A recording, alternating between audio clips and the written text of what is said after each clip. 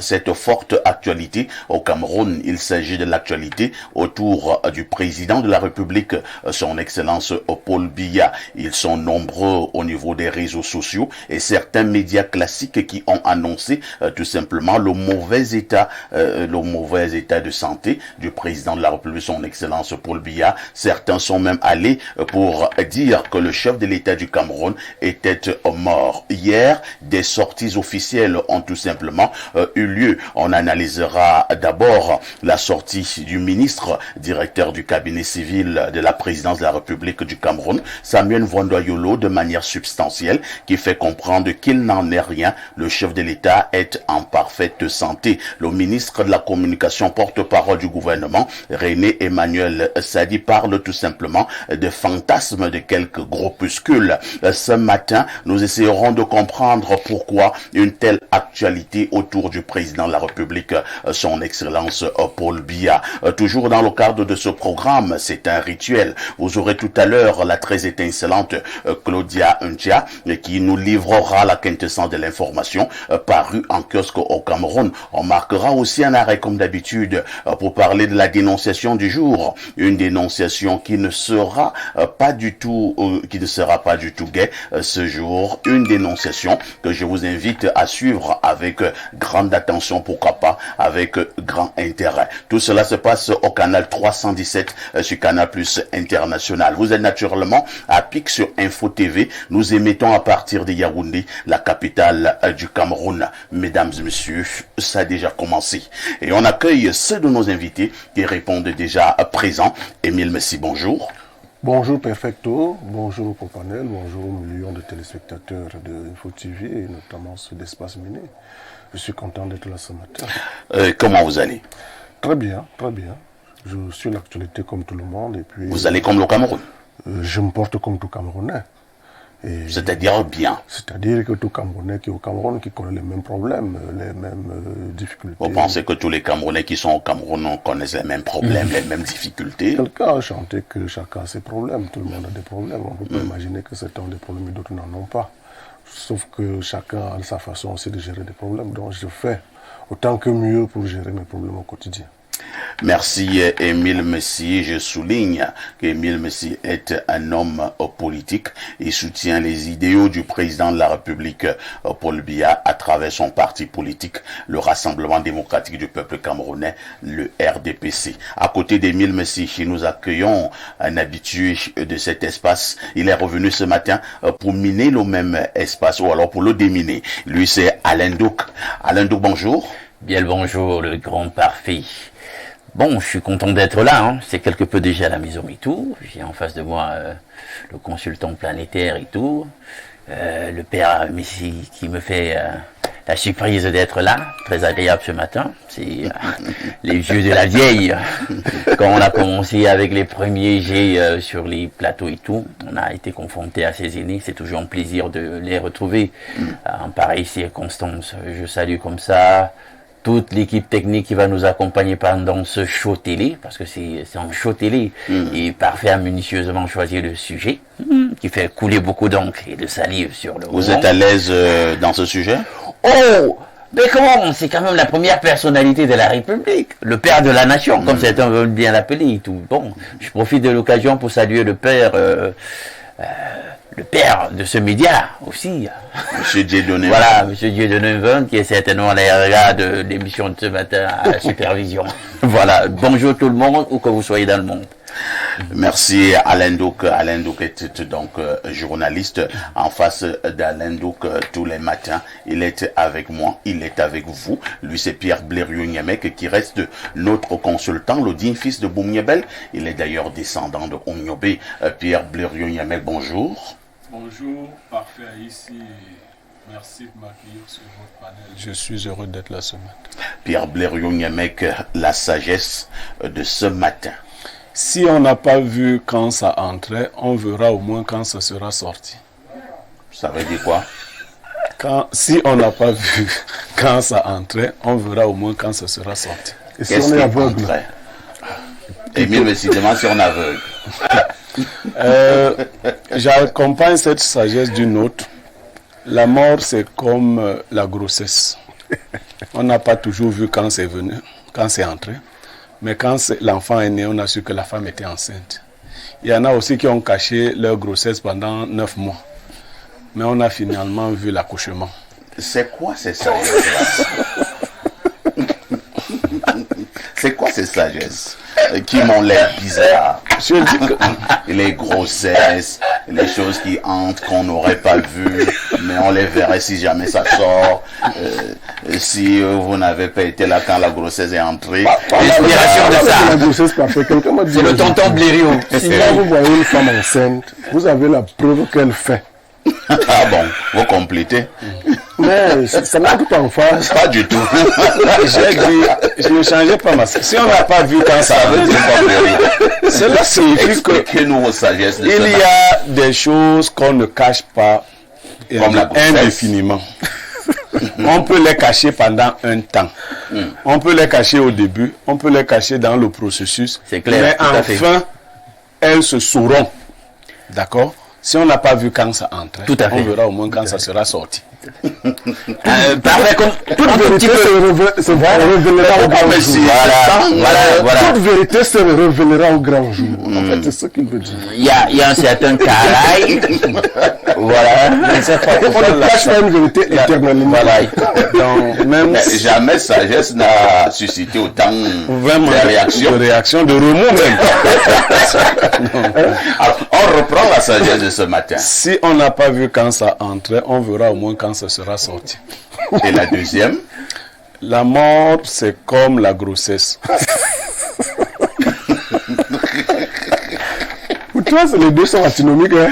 À tout de suite pour la suite. La grossesse.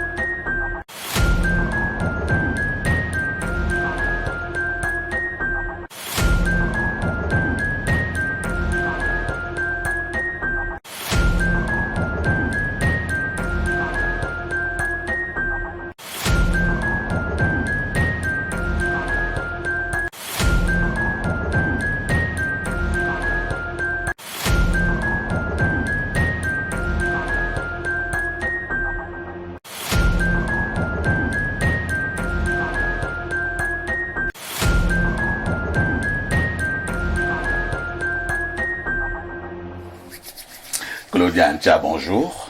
Bonjour, Parfa ici. Bonjour à tous les téléspectateurs d'Info TV qui nous regardent ce matin, particulièrement à les téléspectateurs d'Espace Mini. C'est un plaisir d'être là ce matin. Comment tu vas ce matin?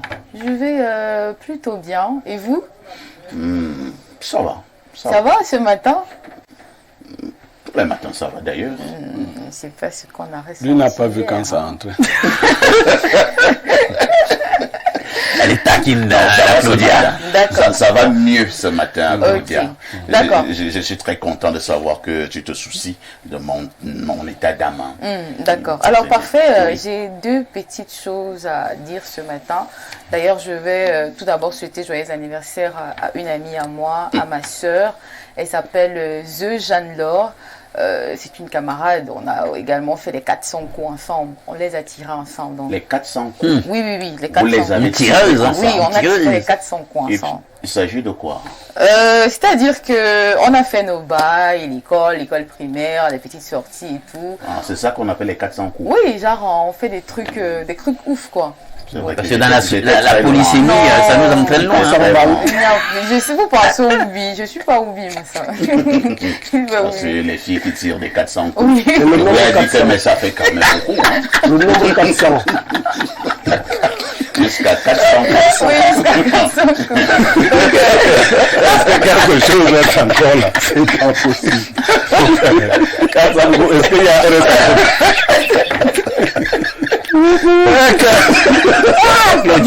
Applaudis. Tu as dérangé. d'accord, ok.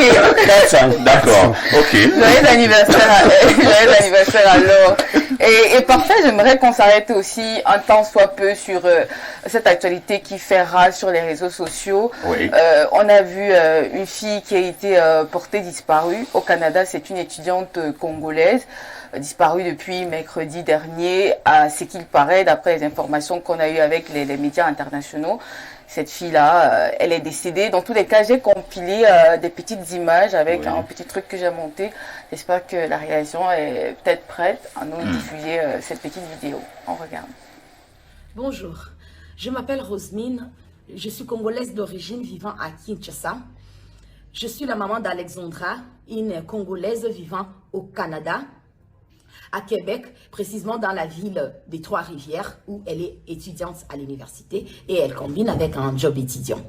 Je fais cette vidéo parce que ma fille est introuvable. Introuvable.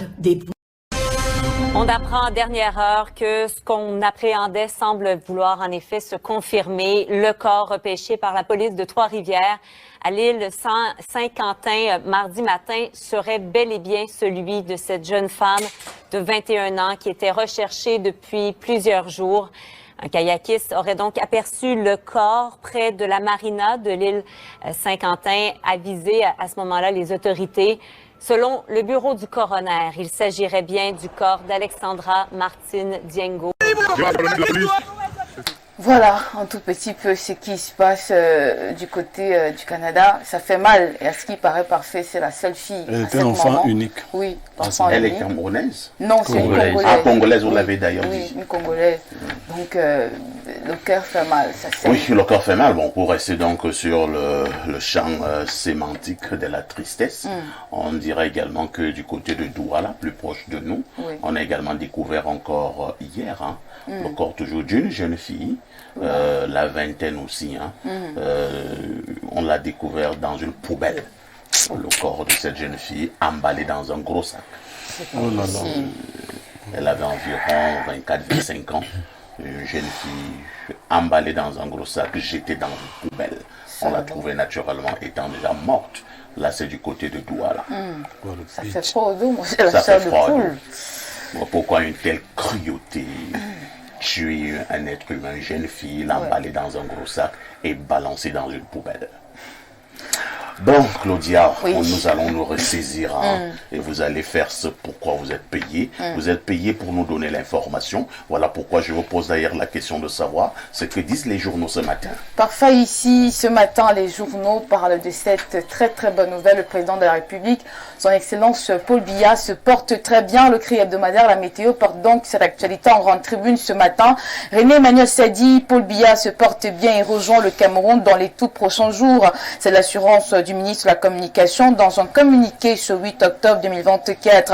Le quotidien Info Matin de Dieudonné Veng s'intéresse également à cette actualité. On parle donc du professeur Femdongo. Paul Biya est bel et bien vivant. Le membre du bureau politique du comité central du RDPC et secrétaire à la communication du dit parti au pouvoir qualifie ce 8 octobre de fantasmagorique l'annonce par une télévision étrangère du décès du chef de l'État dans une mise au point qui fait le buzz.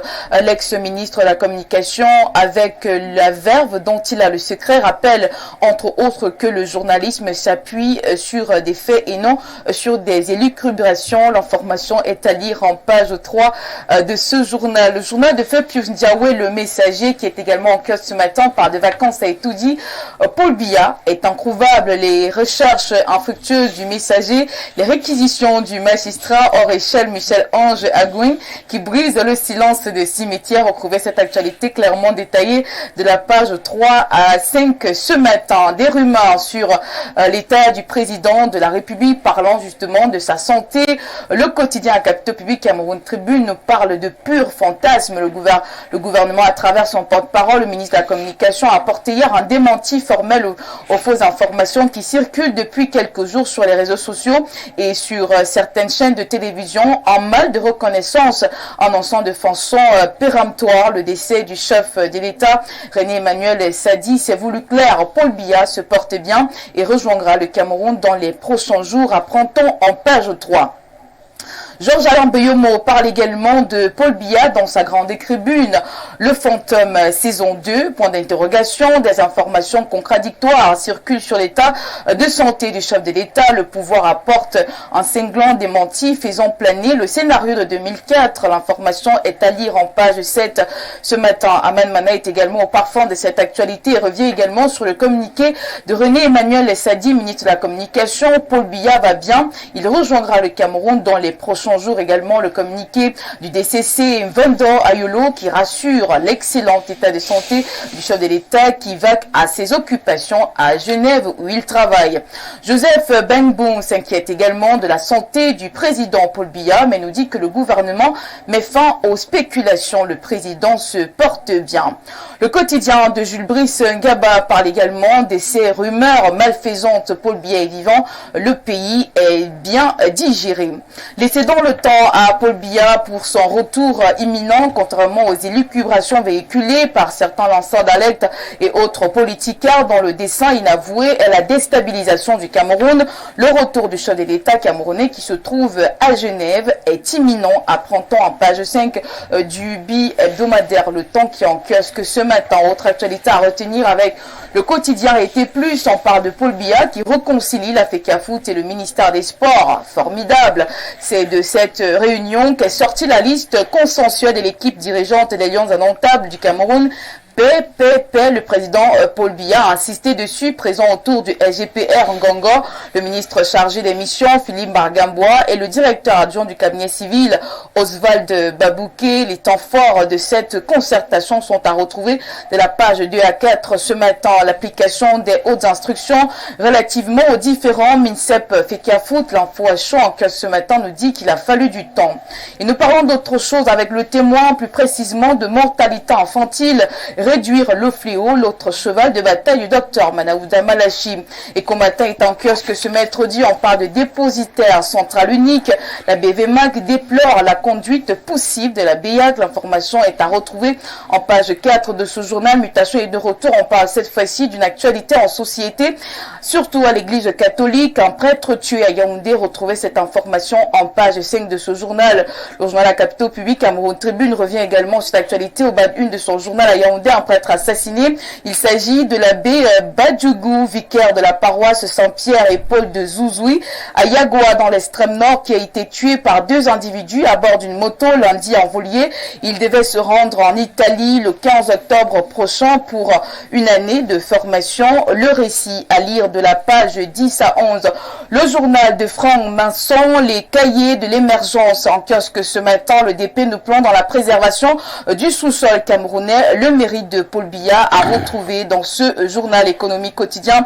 Nous replonge également dans l'affaire Glencore. Les regards tournés vers Londres, apprend-on dans ce journal. Nous clôturons avec l'œil du Sahel. On parle d'insécurité, cambriolage en série en Gaoundéré. Guiba et Gatama nous donnent des précisions en page 3. Merci Claudia pour toutes ces informations. Il ne me reste qu'à te souhaiter une excellente journée. Oui, parfait, merci. Mais n'oublie jamais le conseil. Tout ce qui brille n'est pas or. Petite Claudia, restez très très prudente. Petite Claudia, 400 merci beaucoup. N'écoutez pas les choses de Blériot. Je vais te déconcentrer. L'actualité est abondante donc ce jour. On en parlera certainement dans quelques minutes. Le temps pour nous de marquer une autre touche pouce.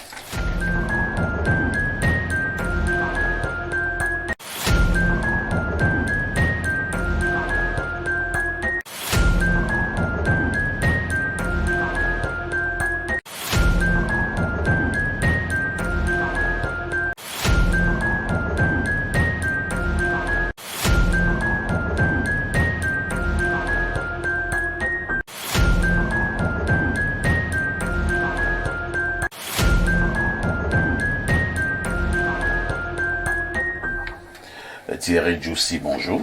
Bonjour, Parfait, ici et bonjour téléspectateurs d'Info TV. Comment vous allez? Je me porte bien. Et je voudrais pour cela remercier mes proches et aussi l'Éternel qui est le dernier médecin, d'après ce qu'on dit. Le plus grand des médecins. Vous voulez remercier vos proches? Oui, je voudrais remercier pour mes votre proches. état de santé? Oui, parce que beaucoup l'ignorent. Parfois, notre état de santé et même notre état d'esprit dépend de ceux qui nous environnent. Si nous sommes avec des gens qui nous veulent du bien et qui nous aiment bien, il va de soi que ça va rejaillir sur notre morale, sur notre santé, sur notre état d'esprit. Par contre, si nous sommes entourés de gens qui ne nous veulent que du mal, alors là, la qualité de notre vie sera détériorée. Donc, il faut Vous avez la chance d'être entouré avec des gens qui vous veulent du bien. Hein? C'est la chance que j'ai et je crois que cette chance, je ne la dois pas seulement à mon doigté ou à ma façon de choisir des personnes avec qui je marche. C'est aussi cette chance que je la dois à l'Éternel qui, chaque seconde qui passe, m'inspire beaucoup. Nous avons l'impression que nous sommes toujours presque entourés des gens qui nous veulent du mal. Malheureusement. Ces gens se posent la question de savoir comment on fait même pour continuer à tenir. Alors vous devez combattre, mais... Nous combattons contre les forces visibles et invisibles je crois au quotidien. Oui, je pense qu'il faut, si c'est possible, changer d'environnement, ou bien... Aller au Bangladesh? Non. Quitter ceux qui vous veulent du mal, surtout si ce mal... Il y en a même qui vous veulent du mal, mais toi, tu ne sais pas. Comment tu quittes ce genre de personnes? Non, il y a des actes. Quand le mal se manifeste, vous savez... Tu sais ce qu'on appelle être hypocrite? Non, le mal se manifeste parce que l'hypocrisie a un déclenchement physique. Il y a toujours... L'hypocrisie, c'est vrai, c'est dans la tête, mais il y a des actes qui sont physiques. Un hypocrite vous poserait un acte d'hypocrisie.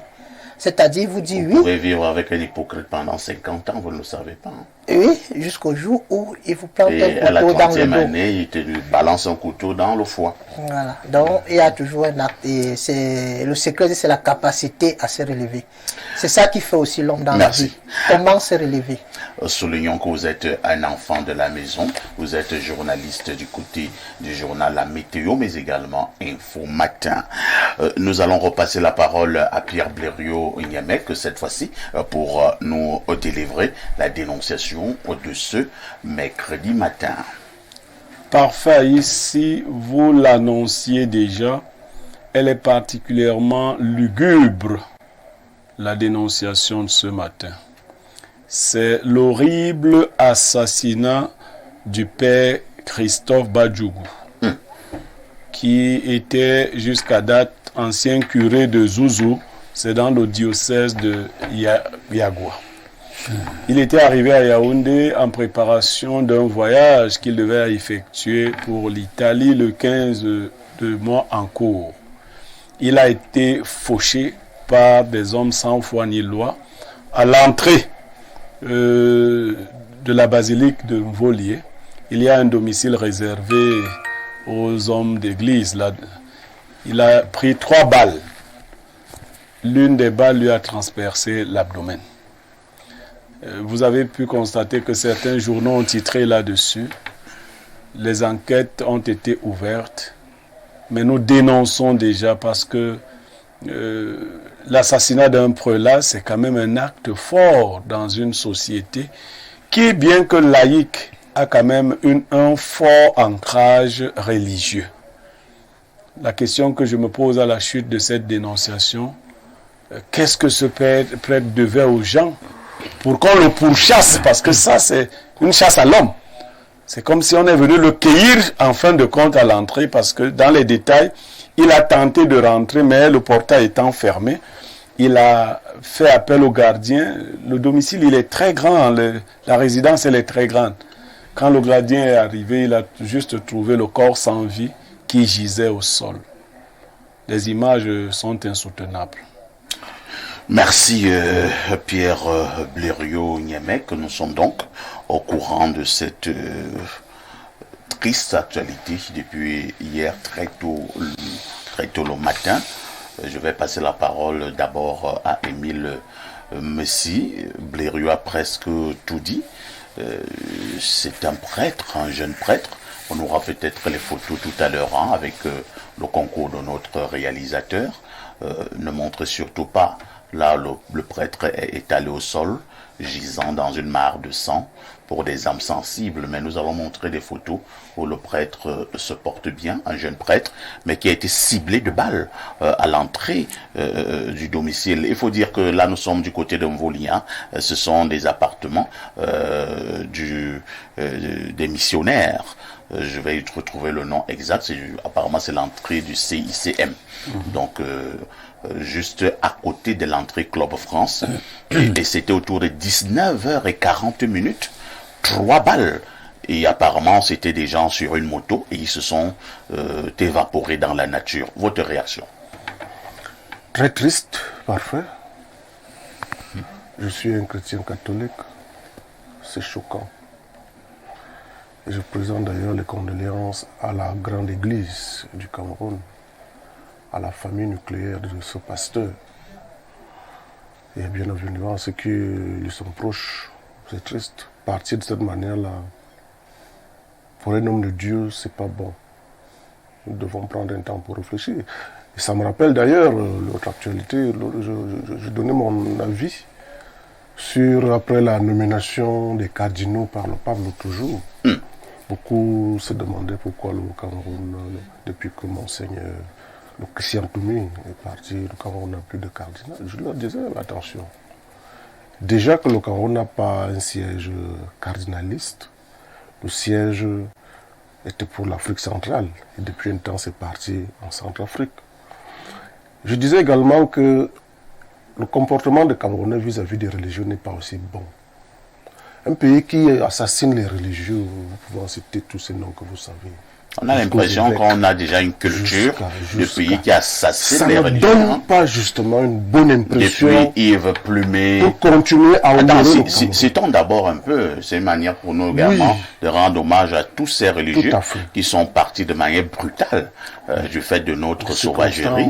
Vous avez connu Yves Plumet, vous avez connu l'abbé, le père Angèle Benvan, vous avez connu les sœurs de Djoum, vous avez connu Monseigneur Benoît Bala, qui a également été les prêtres de Mbalmayo, et tous ces prêtres-là. Maintenant, voilà un prêtre qui s'en va encore. Certes, celui-ci est d'origine togolaise. C'est justement tout ça que je faisais allusion. Mais assassiné au Cameroun. Assassiné au Cameroun. Ces choses-là n'encouragent pas le pape à nous donner, ça c'est mon avis, à donner encore un poste de cardinal. Et nous avons les belles images du prêtre qui a été sauvagement assassiné. Ça fait que c'est triste.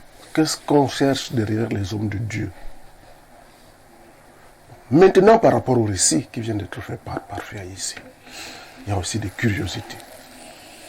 Prêtre du côté de Yagua qui s'apprêtait à voyager pour l'Italie le 15 octobre prochain, qui se retrouve à Yaoundé, au lieu mythique même de l'église catholique. Mvoli. Mvoli. Parce qu'il faut dire que c'est Mvoli qui reçoit l'église catholique. Tout à fait. Un lieu mythique. Ah oui. Et c'est là, 3 balles des inconnus. Il n'est pas agressé visiblement. Apparemment, ces gens-là sont en mission commandée. Ce n'est pas l'intérieur de cette affaire aussi. Est-ce que l'Église assassine déjà ses propres enfants? C'est une interrogation. Au-delà du récit, il nous a rassuré que l'enquête est ouverte. Est-ce que vous savez ce que Monseigneur Akonga avait dit lors de l'homélie qui est resté célèbre lors des obsèques de Monseigneur Benoît Bala? Par exemple. Il avait parlé des faux frères. Par exemple. Ça veut dire qu'il parlait de l'Église elle-même. Il les appelle les faux frères. C'est donc pour pointer aussi du doigt à l'Église elle-même. Parce que ces gens-là, si le prêtre avait été agressé, peut-être dépouillé, on aurait dit que c'est des bandits. Mais là, ils ont tiré et ils sont partis. Et on peut soupçonner un règlement de compte. Et c'est pas tout le monde qui a une arme à feu quand même. Et puis, parti de Yagua. Et assassiné à l'entrée d'une barrière. C'est comme s'il était vraiment, comme a dit Bleu, pour chasser. Voilà. Et quand tu sais que dans une semaine, il devait voyager pour le Vatican. Trop de coïncidences. On peut se demander, est-ce que c'était un règlement de compte? Est-ce que c'est une pure jalousie? Comme qui dirait, pourquoi lui et pas nous? C'est toutes ces questions-là qui font que l'enquête qui est ouverte nous dévoile tous les résultats. C'est vrai, l'Église aussi a une culture de prier en pareilles circonstances. Pour que les coupables, peut-être pas la justice de ce monde, mais pour que la justice divine s'abatte sur eux. Je m'appuie sur les prêtres qui ont été assassinés en Balmayo. C'était Vous vous rappelez du sort qui avait été réservé l'abbé Kounou à ces assassins. Criminels-là. Tout le monde se rappelle ici à Yaoundé, tous ces gens-là se traînaient un peu partout là, dans des conditions vraiment malheureuses. D'autres sont devenus fous. Merci, Émile Messi. Alain Douk, nous allons nous poser la question, c'est que les hommes de Dieu doivent au Cameroun. Monseigneur Akongwe Somba posait toujours cette question lors de cette homélie qui est restée mémorable aux obsèques de Monseigneur Benoît Bala. Il parlait de Paul. Paul, pourquoi me persécutes-tu? Mais moi, le jour, je vais voir Akongwe Somba, parce qu'il faut dire que Monseigneur Akongwe Somba est un très grand exégète. Je vais lui poser la question, Monseigneur, toi qui connais bien la Bible, est-ce qu'il n'y avait pas un autre prénom d'apôtre que tu pouvais choisir? Non, malheureusement, parce que c'est l'apôtre Paul dans la Bible, ancien Saul. Il est d'abord Saul. Voilà, c'est lui qui... Donc, on dit bien le prénom qui est dans la Bible. Attends d'abord, est-ce que c'est Paul qui était persécuté dans la Bible? C'est Paul qui persécutait, donc toute ressemblance à des personnes ayant existé ou existant n'est que pour pure fortuité. Même s'il y a aussi des Pauls qui nous persécutent. Voilà, tonton. Alain Douk, je repasse la parole. Vous savez, le sujet est assez triste. Et quand je vois les angles d'attaque avec tonton Messi là sur le sujet, bon, je me dis, est-ce que je dois faire mon analyse sur l'affaire ou alors je renonce et je passe la main à tonton Blériot? Comment ça? On vous connaît pourtant courageux, Alain Douk. Il n'y a même pas de tonton ici. Bon, écoutez, le sujet est triste. Et très sérieux. Il est jeune, hein? Il est jeune, il était encore quand même dans la force, relativement dans la force de l'âge, plutôt bel homme, etc. C'est dangereux parce que ce genre d'incident a des relents d'incidents diplomatiques. Il est quand même d'une autre nationalité et il est froidement abattu comme ça chez nous pendant qu'il exerce son magistère. Toutes les analyses sur les possibles causalités de cette mort sont plausibles. Vous avez bien fait de le rappeler. Nous sommes tristement célèbres en tant que pays de mauvaise presse qui attendent à la vie des hommes d'église. Et je préfère faire ici le distinguo entre ecclésiastiques, hommes d'église, les dénominationnels, les organisationnels et hommes de Dieu. Parce que c'est totalement différent, ça n'a rien à voir. Et les ecclésiastiques, les dénominationnels, les organisationnels, les institutionnels religieux ne sont pas forcément des hommes de Dieu. Là, c'est un autre débat. Non, ça, je le clarifie. Maintenant, je continue dans mon analyse. Pour dire qu'il faut... Parce que vous allez comprendre pourquoi j'ai dit cela, maintenant. Parce que les institutions religieuses, dénominationnelles, on ne connaît pas souvent leur arrière-plan. Le côté, le versant, le côté jardin. La plupart du temps, c'est le côté court qu'on connaît. Quand vous entendez parler d'Olici, le Saint-Siège, les gens, sur la problématique politico-religieuse, ne savent pas qu'en réalité, en sous-main, c'est la plus puissante institution politique du monde et qui pilote tout l'écosystème politique et diplomatique du monde en sous-main. Et qu'en réalité, vous le savez, la politique est ce qu'elle est. Nous avons aussi la plus grande mafia au travers du Saint-Siège. Olici, parfois vous allez voir des spécialistes sur le sujet, on dit Olici parce que justement il s'agit de la vision de l'œil, pour l'œil qui contrôle tout. Donc, est-ce que ça viendrait de l'intérieur? Déjà qu'on sait qu'il y a toujours des accointances, vous le savez, on l'a vu avec l'affaire Bala, il y a toujours des accointances entre ce qu'on veut bien qualifier comme étant le pouvoir séculier avec notamment le pouvoir religieux, plus spécifiquement l'institution catholique. Il faut aller voir, maintenant c'est les enquêtes qui nous diront beaucoup plus, mais déjà nous savons que tout ce qui vient de se passer a tout l'air d'un règlement de compte. On n'a rien pris au prélat, on lui a rien pris. Et ici, chez nous, on sait que c'est plutôt difficile d'avoir une arme à feu. Hein, soit c'est nos forces de sécurité, soit c'est des bandits de grand chemin, des braqueurs, etc., qui ont la plupart du temps recours à ce type de procès et qui peuvent détenir une arme à feu. Donc, c'est minutieusement pensé, que ce soit du côté, la plupart du temps, occulté des forces qui sont en arrière-plan et qui pilotent tout, ou alors que ce soit même dans le grand banditisme, c'est l'élite, finalement, qui mène ce genre d'opération. La vraie question, c'est pourquoi? Pourquoi?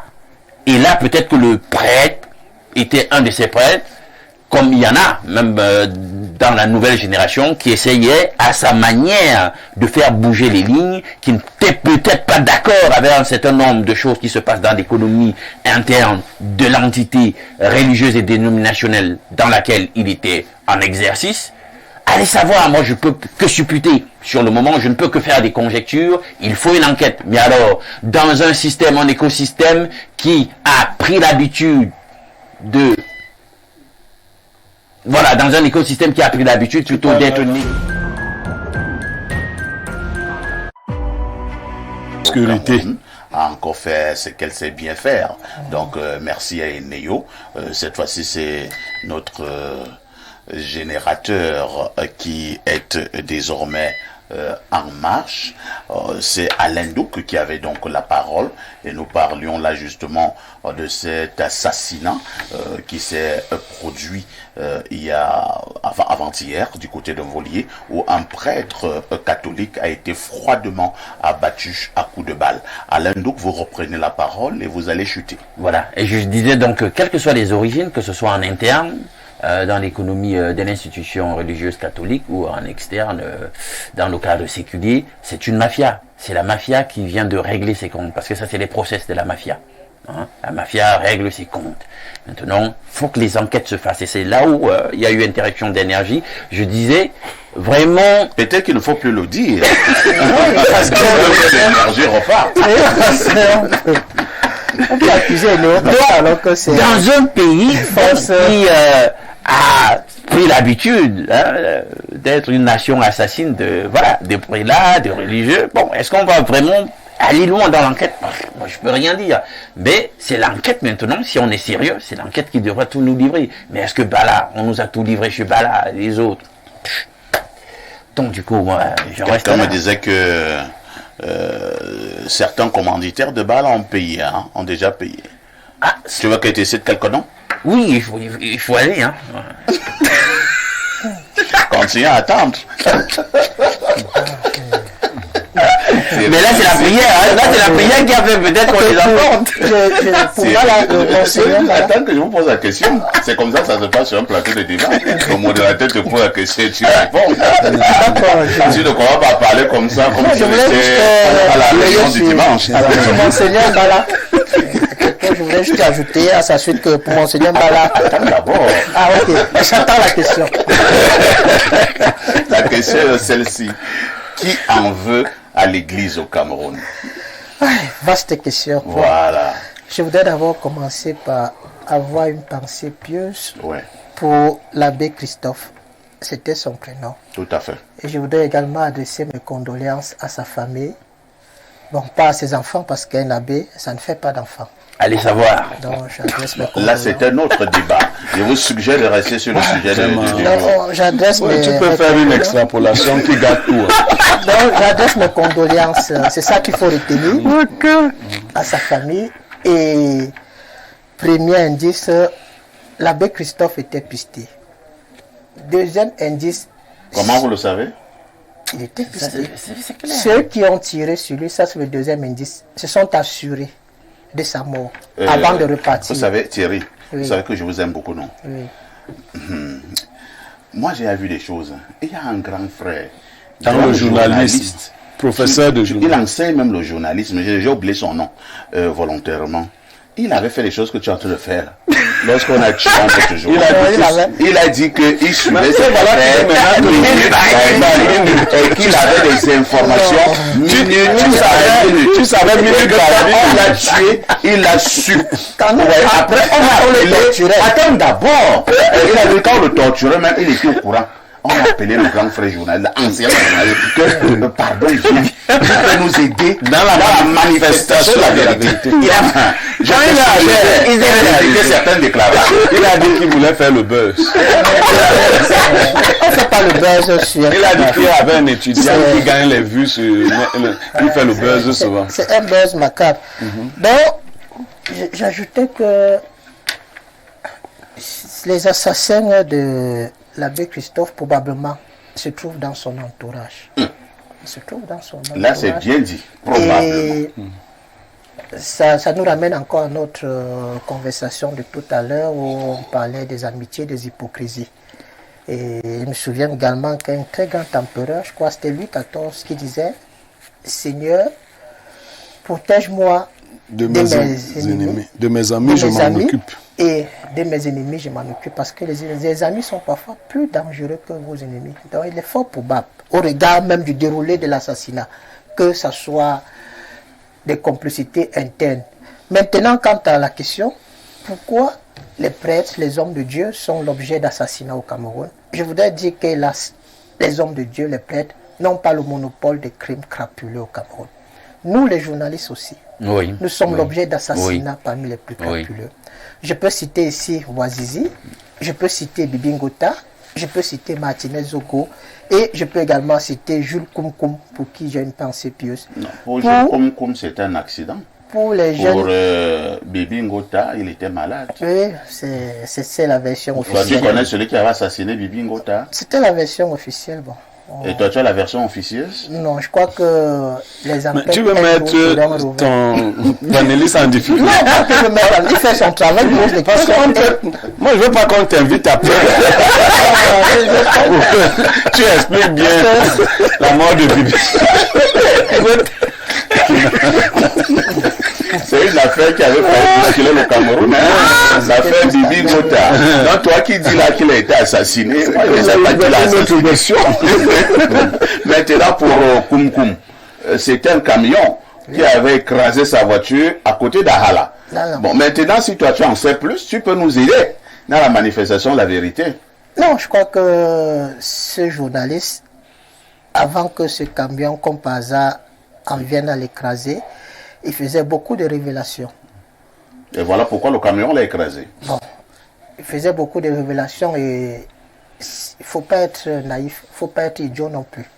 Parfois... Donc, les camions écoutent les révélations. Non, je crois que le camion est conduit par un être humain. Le camion ne se conduit pas lui-même. Donc, il faisait les révélations sur les chauffeurs de camions? Non, il ne parlait pas de chauffeurs de camions, il dénonçait un puissant de la République qui s'amusait beaucoup avec les puissants de la République détient des camions?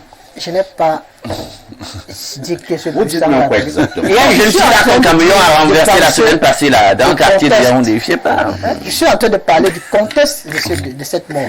Et le contexte, il est celui que je suis en train de dire. En tout cas, les prophètes même plutôt posé la question.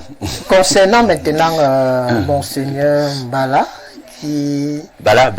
était mort et on avait trouvé un message disant que je suis dans l'eau. Il y avait eu une enquête, elle avait été ouverte et je crois que le procureur qui était en charge du dossier avait conclu à une mort par noyade. Et tu as appris? C'est étrange quand même.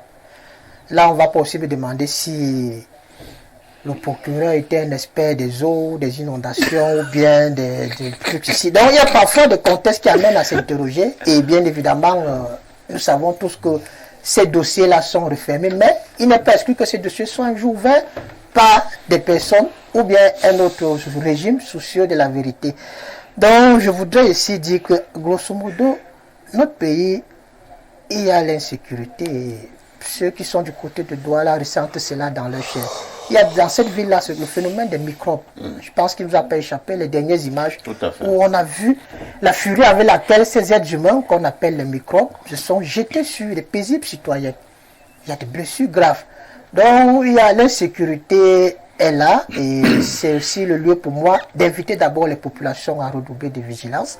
C'est également ici le lieu pour moi d'inviter les forces de maintien de l'ordre à travailler davantage, parce que je ne veux pas dire qu'elles ne font pas un travail formidable, mais je les invite à redoubler d'ardeur et aussi à nous débarrasser de ce phénomène des microbes. Parce que ça fait déjà plus de 2-3 ans qu'on parle de ces microbes qui sévissent dans une ville qu'on appelle Douala. Et qui sévissent également à Yaoundé. Ceux qui sont du côté de Mokolo doivent bien comprendre de quoi je parle. Parce que généralement, il y a des périodes où à Mokolo, les boutiques sont brutalement fermées. Les gens fuient parce qu'ils craignent pour leur vie. Il y a une horde de hors-la-loi d'enfants de la rue qui se baladent avec des machettes, qui agressent tous ceux qui croient. Il y a un poste de police là tout à côté, non? Oui, donc ceux qui nous suivent du côté de Yaoundé 2 à Mokolo doivent savoir de quoi je parle. Donc, très bien. Il faut... Merci Thierry. Avant de repasser la parole à Pierre Blériot, Émile Messi veut rapidement dire une ou deux choses. Très rapidement, parfait. Ici, je ne sais pas pourquoi Thierry Njussi veut banaliser l'actualité qui est posée sur notre table ce matin. Ce n'est pas bien. Quand Blériot a choisi cette actualité-là, il me semble que cette actualité a un intérêt majeur. Il nous fait savoir que oui, on assassine des prêtres, on assassine tout comme on assassine des journalistes, comme tout le monde. Non, Thierry Njussi, c'est pas bon de faire ce que vous faites là. C'est pas pour dire que l'assassinat des autres n'est pas important. Mais quand on dit que là, un prêtre est mort dans des circonstances insoutenables, nous devons nous arrêter un temps soit peu pour dire que trop c'est trop. Et puis, un prêtre, pour des croyants, c'est des sujets extrêmement sensibles. C'est des hommes de Dieu. Un prêtre, c'est celui-là qui a laissé sa famille pour aller épouser l'église. Parce que lorsqu'on dit que les prêtres sont célibataires, c'est parce qu'ils ont fait un choix. L'église devient leur famille. C'est pour ça qu'on les enterre à l'église en principe. Et lorsque vous parlez de Monseigneur Bala, dont tout le monde sait que Monseigneur Bala a été assassiné. Et je peux vous dire aujourd'hui que tous ceux qui ont été de près ou de loin impliqués dans cet assassinat sont morts. C'est des vérités. Pour tenter de dire que le médecin a dit que c'était pas noir et tout. C'est pas bon. Honnêtement, je dis que ce n'est pas bon. Mais je vous dis donc que tous qui ont été de près ou de loin impliqués dans cet assassinat sont tous morts. Parce que je vous ai révélé que l'Église a sa manière de rendre sa justice. Au-delà des enquêtes qui seront ouvertes. Et je crois que vous l'avez bien écouté. Le procureur de la République permettez, je vous en prie. Le procureur. Ça, c'est pour vous là-bas. C'est pour vous. Tout à l'heure, nous l'avons rangé parmi les prélats qui ont été assassinés. Je n'ai pas si vous pensez que nous racontons des histoires, ici que je partage cette conclusion. Je dis donc que ça, c'est votre affaire. Ce que vous êtes en train de c'est votre affaire. Nous disons que les hommes de Dieu ne méritent pas ça. Les hommes de Dieu, si nous-mêmes nous avons la crainte de Dieu, parce que là, ça dépend de notre conscience. Quel est le rapport que nous avons envers Dieu? Au point de s'acharner sur ceux-là qui ont choisi de servir Dieu, ou alors de dire là, c'est l'enjeu du fidèle. Hein. Voilà l'enjeu de cette émission. Merci. Donc, n'essayez pas de banaliser ce sujet-là. Merci Émile Messi de recadrer le débat. Je vais donc passer la parole à Pierre Blériot, mais que je suis d'accord avec Émile Messi quelque part. Hein. C'est un sujet grave. Pour nous qui avons grandi dans la foi catholique, dans la foi, je ne vais pas dire catholique, la foi chrétienne, voilà, dans la foi chrétienne. Bon, vraiment, les autres vont nous excuser, hein, pour ceux qui ne sont peut-être pas chrétiens croyants. Nous respections les prêtres, globalement les hommes d'église. Vous voyez un peu Blériot. Alors, nous dire que de manière régulière au Cameroun, on assassine un prêtre, on est même allé jusqu'à assassiner tout un évêque. Bon, moi, je me dis quand même que Blériot, on ne doit pas prendre ça comme si c'était une blague. Non. Et cette fois-ci, on vous dit que le dernier prêtre Blériot, il vous passe la parole, a été froidement fusillé à l'entrée d'une maison en Volier. Volier qui est le temple de l'église au Cameroun. Ce sont des symboles. Oui, mais je crois que ce n'est pas en cela que Thierry aurait banalisé la mort du prêtre. Ce que par contre Thierry a fait et que nous condamnons souvent sur espace miné, c'est l'amalgame. Parce que moi, quand nous dénonçons par exemple qu'un enseignant est maltraité, ne venons pas dire qu'il y a aussi les militaires qui sont maltraités. Ça va faire qu'on ne fasse pas attention à la dénonciation. C'est même ça. Bon, donc, sur le coup, l'Église est en deuil. L'Église est en deuil. Mais moi, je vais vous dire, mon professeur Hubert Monondiana nous disait en salle, l'homme est un loup pour l'homme. La femme est plus louve pour la femme. Le prêtre est loupissime pour le prêtre. Il n'y a pas une méchanceté plus grave que celle qui existe entre les hommes dits de Dieu. Les hommes dits de Dieu. Entre guillemets. Moi, jeune enfant, j'ai vécu ça en Balmayo, qu'on vous dise donc que c'est un autre prêtre qui avait commandité l'assassinat de ses deux collègues prêtres de Balmayo à l'époque. Parce qu'ils aspiraient à la charge d'évêque. Il a fait donc son petit calcul imbécile, parce que vraiment parfait, ici il y a des calculs qui sont tellement idiots. Vous êtes 3 préposés à un poste. Tu te dis, si j'assassine Alain Dour et parfait, je serai le DG. Mais tu ne réfléchis pas que... On va se dire que... Voilà les 3 qui étaient en liste. Pourquoi il ne reste que 3? Comment les 2 là ont été assassinés, il ne reste que Niémec. Et c'est ce qui est arrivé. On est allé ramasser un prêtre de Brousse, Adalbert Ndiana, pour venir faire de lui l'évêque de Balmayo, au détriment de ceux qui étaient... Voilà. Je pensais que c'est leur affaire. Qui avaient fomenté des choses. Et je vous assure, ils avaient assassiné... L'un des 2 prêtres était expert en arts martiaux. On avait donné les informations aux assassins en leur disant que tel est très fort. Donc les gars sont allés avec les macettes à Pafa ici. Ils ont cassé les mains du prêtre. C'était dans une sauvagerie inexplicable. Le gars s'est battu parce que nous on a assisté à la reconstitution des faits. Le gars s'est battu et le diable a eu raison de lui. Voici, le diable a encore eu raison. Parce que le diable habite à l'intérieur de l'église. Ah bon? Oui! Je vais vous dire, même le bandit le plus fou ne peut pas facilement s'attaquer à un prêtre. Hein. C'est-à-dire que quand quelqu'un s'attaque à un prêtre, soit il était dans un état très avancé, il n'a pas su que c'est un prêtre, soit c'est l'église ou des gens qui combattent l'église qui l'ont expressément envoyé. Je dis, dans le subconscient de tout individu, on a peur de ces gens. Et puis 3 balles, ça signifie quoi? Ça signifie que les gars voulaient être sûrs que le type-ci est mort, ne va pas se relever. Parce qu'une balle, peut-être, la première n'a pas touché l'abdomen. Non, on leur a dit, assurez-vous. Donc ils sont restés là. Ils ont même vu commencer à perdre son sang avant de démarrer. Dire que bon, mission accomplie. Maintenant, l'Église catholique nous a habitués, comme disait Monsieur, à régler spirituellement ces problèmes. Il ne faut pas que ce cas fasse exception. C'est-à-dire que je demande à l'Église catholique et à toutes les autres confessions spirituelles, lorsque l'un des vôtres est attaqué, et c'est ce qu'ils ont fait avec Bala, heureusement, parce que vous savez, certains pontes de régime et de l'Église, s'ils étaient arrivés avant, au lieu de la découverte de Bala, auraient empêché le travail qui a été fait sur Bala. Ah bon? Oui, moi là je parle de spiritualité. Ceux qui sont arrivés les premiers, avec à la tête Monseigneur Cléda, ont dit faisons ce que nous savons. C'est tout. Et j'espère que sur le corps de ce prêtre, on a fait ce qu'on sait. C'est-à-dire travailler ce corps de telle sorte qu'il pourchasse les commanditaires et les exécutants. Qu'il les pourchasse, parce que Bala a pourchassé les gens dans ce pays. Oui. Les gens ont fui leur domicile. Les gens sont partis. Bala ne les trouvait pas. C'est comme ça qu'on doit résoudre ces problèmes. Parce qu'on doit quand même du respect à ces personnes-là. À tous les êtres humains, mais spécialement quand même. Si on peut assassiner, vous savez, on ne s'assassine pas les policiers n'importe comment. Vous savez pourquoi, non? Parce qu'un Barganguele va demander en 48 heures qu'on lui ramène l'assassin de ses policiers. Voilà. Merci, Blériot. Parfait, ici, oui, juste pour dire la minute. comparaison que Blériot vient de faire là sur la désignation d'un évêque. Ce cas n'est pas très différent.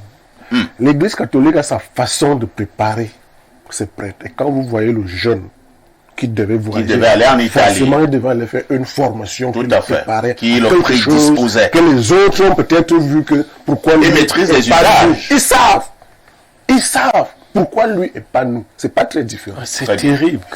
Bonjour le panel. Thierry Djoussi, c'est peut-être bien de dire tout haut ce qui se dit tout bas, mais attention, ce pays fait vraiment peur. C'est Amir Donkolbiswan qui envoie le message.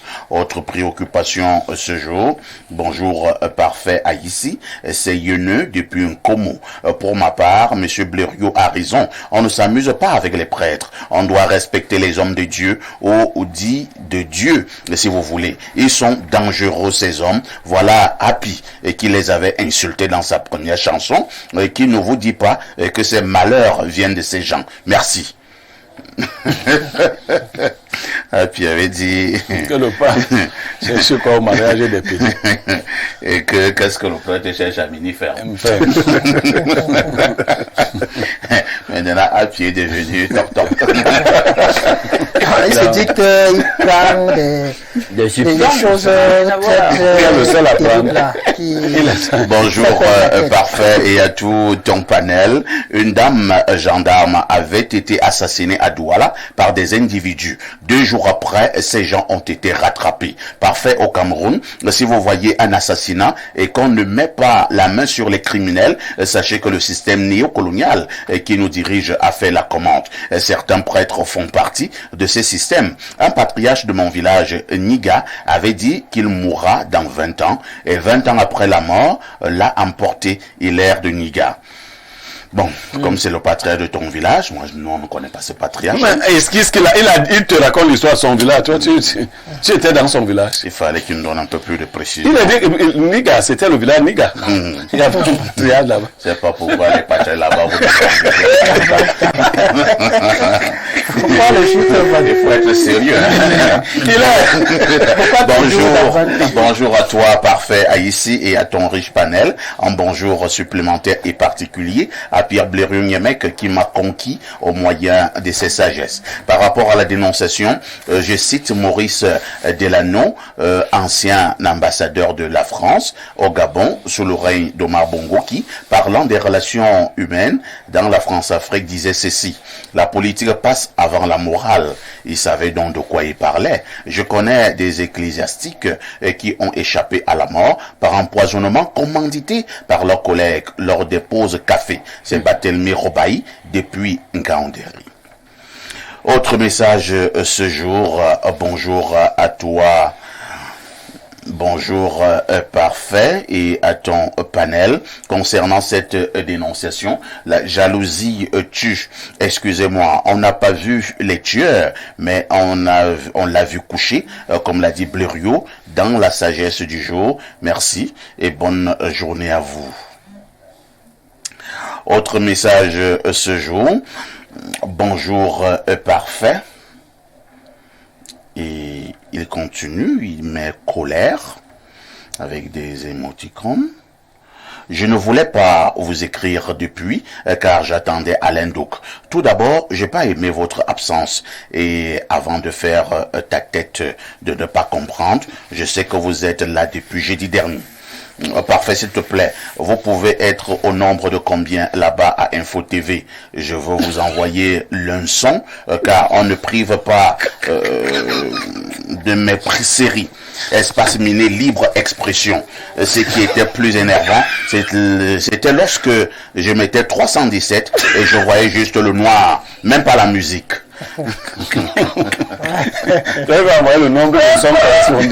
Maintenant, parfait, s'il te plaît, remontre-nous la vidéo où la petite Claudia vous surprend avec tout ce qui brille est désormais or. La tête que tu as fait ce jour-là, waouh, c'était la tête d'un père à qui sa fille dit pas, je suis enceinte. Après, vendredi dernier, je rentre chez moi, ma fille de 3 ans le dit seulement, papa, je veux te dire quelque chose. Papa, maman dit que tonton Blériot danse comme toi. Parfait. Alain Douk n'est pas le camarade de quelqu'un. Hein. Il joue dans les films Canal, Alerte, et doit gérer Claudia. Enfin, parfait, je vous recommande de lire le livre de votre confrère Léger Ntiga, l'Église des martyrs au Cameroun, enquête sur une rivière de sang non élucidée. Il vous narre beaucoup de choses non dites sur ces prélats tués. Oui, on profite pour dire bonjour au grand frère Léger Ntiga, grand journaliste et enseignant de journalisme. Il a également commis un ouvrage, Monseigneur Mbala, un crime presque parfait. Oui. Autre message ce jour, bien le bonjour, et qu'Émile Messi se calme, il n'a pas le monopole de la douleur. L'Église... Non, le président Jacques Chirac disait, vous n'avez pas le monopole du cœur. L'Église est fortement liée aux arcanes de pouvoir, et puis l'Église n'est pas Dieu pour sa gouverne.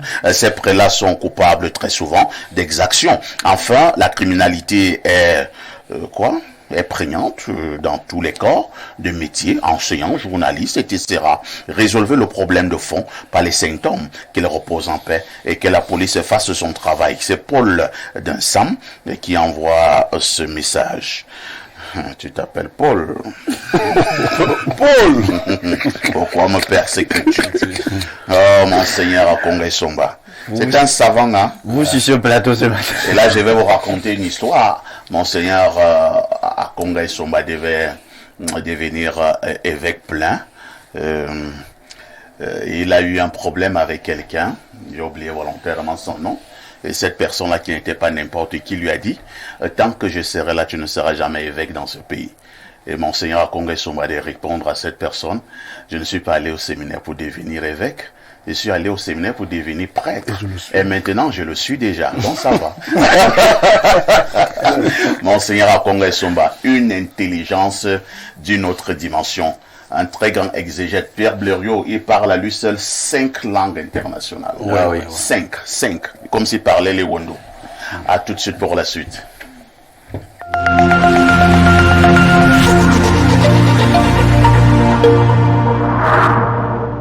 Ma sœur, tu connais Allo CNPS? Non, c'est quoi? Ce sont les nouveaux outils que Securis Group, partenaire de la CNPS, met à la disposition de tout le monde. Pardon? Eh oui, tu peux maintenant vérifier tes cotisations de la CNPS sur ton téléphone Android ou sur un simple téléphone. Ah bon? Oui, tu as accès à tous ces services sur WhatsApp avec un agent connecté 24 h sur 24 où tu pourras poser les questions sur ton matricule, tes dossiers d'allocation familiale et autres prestations CNPS. Et c'est payant? C'est 750 francs CFA par mois seulement, soit 9 000 francs CFA par an, c'est donné cadeau. Mince, comment y bénéficier? Étoile 101 dièse, peu importe le réseau et suis juste les indications. Enfin, mes cotisations sont à portée de main. Et contactez désormais la CNPS au 83 83. Allô CNPS, vous ne serez jamais seul. Renapro Finance SA, acteur majeur de la microfinance au Cameroun depuis 1996. Et si ta solution venait de la Masso?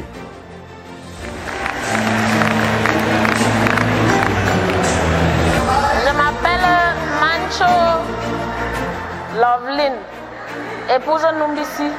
J'ai gagné le village. Je ne m'attendais pas, puisqu'il y a des milliers de personnes qui avaient des milliers de noms dans le box là. Deviens propriétaire d'une villa à partir de 100 francs CFA. Renapro Finance SA, acteur majeur de la microfinance au Cameroun depuis 1996.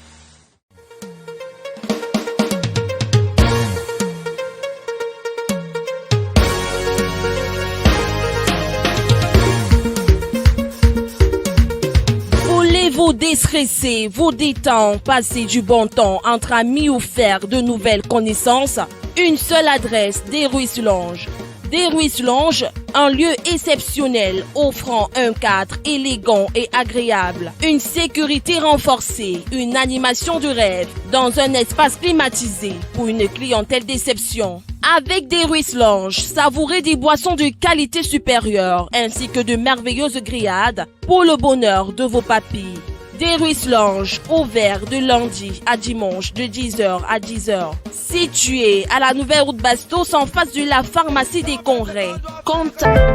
Vous souffrez d'hypertension, mal de nerfs, d'arthrose, infertilité, rhumatisme, MST. La médecine chinoise est la solution à tous vos problèmes de santé. Médecine bio qui soigne les malades sans effet secondaire quelconque, qui fait, n'est-ce pas, des massages manuels. Médecine curative parce qu'elle agit directement, n'est-ce pas, sur la santé des malades. Au centre médical de la médecine chinoise, c'est la guérison pour tous. Faites-vous dépister et recevez les soins des spécialistes expérimentés.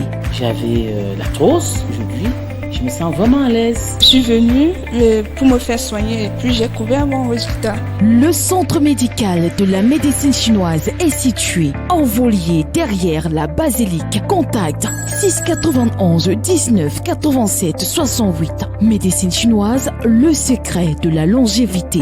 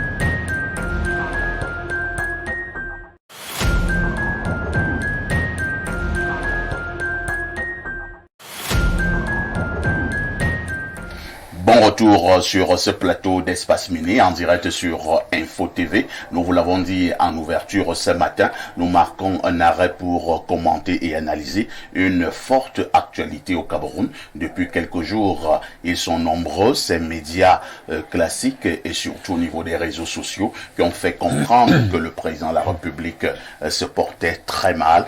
D'autres sont encore allés un peu plus loin en disant que le président Paul Biya était mort. Hier, nous avons eu plusieurs correspondances au niveau du gouvernement camerounais. D'abord, ce communiqué presse du directeur du cabinet civil de la présidence de la République, le ministre Samuel Vondoyolo, qui dément de manière formelle ces allégations. Nous avons également eu un autre communiqué, celui-là du ministre de la Communication, porte-parole du gouvernement, qui est revenu dans le même exercice, toujours pour botter en touche tout ce qui a été dit sur le président de la République, son Excellence Paul Biya.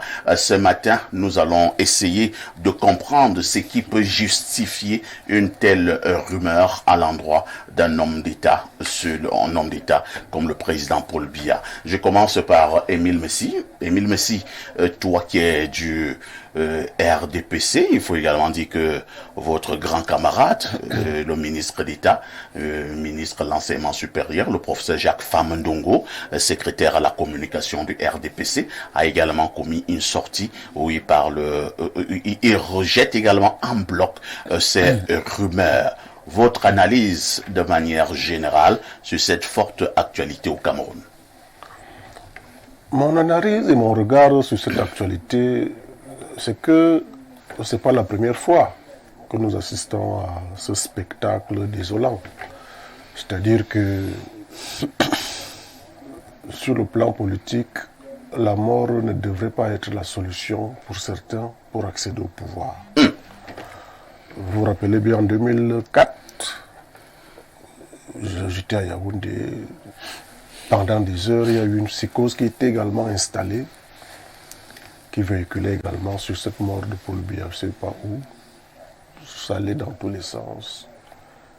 Et puis un matin, le président est rentré. Il était toujours à l'étranger. Et vous avez vu que ça a plutôt renforcé sa cote de popularité, parce qu'on était là en une année électorale. Ça a renforcé doublement sa popularité. Et lui-même, dans cet acte, je crois, à Charles-Ndongo, si vous croyez aux morts, pour dire qu'il était bien vivant. Le fantôme vous parle. Et il avait dit de sa propre bouche que je vous donne rendez-vous dans une vingtaine d'années, pour ceux qui souhaitaient assister à ses obsèques. 20 ans après, exactement, puisque nous sommes en 2024. Et ça fait 20 ans. 20 ans. C'est-à-dire que la vingtaine commence bientôt. Elle a commencé. Non. Depuis juin, la vingtaine a commencé. Vingtaine commence avec 21. Non. Nous sommes à 20 logicien. Permettez. Non, là, on ne peut pas débattre. La vingtaine va de 21 à 29. Non, mais si. Laissez-moi expliquer. Non, tu es historien. Laissez-moi expliquer. Je corrige, dis une fois. La vingtaine commence à 20. Je suis le professeur de logique. 21. La vingtaine commence, dès que tu dis 20, c'est la vingtaine.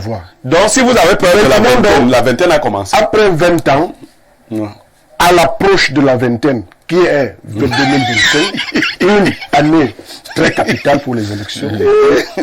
Moi, je ne suis pas très surpris de voir que l'absence du président au pays, encore que, même quand il a souvent été au pays, on a toujours vu des hommes politiques aller même jusqu'à saisir le Conseil constitutionnel pour ouvrir la vacance. Les hommes politiques, vous le savez très bien. Donc, pour revenir à ce qui s'est passé dans la journée d'hier, je crois que, bien évidemment, les Camerounais aiment leur chef d'État. Ça fait que ces rumeurs qui peuvent aller de gauche à droite peuvent ébranler tout Camerounais sérieux. Et là, nous avons vu des sorties des hommes politiques, notamment de mon parti. Grégoire Ouona posté. Le ministre Femme Dongo que vous avez cité tout à l'heure, ministre d'État posté.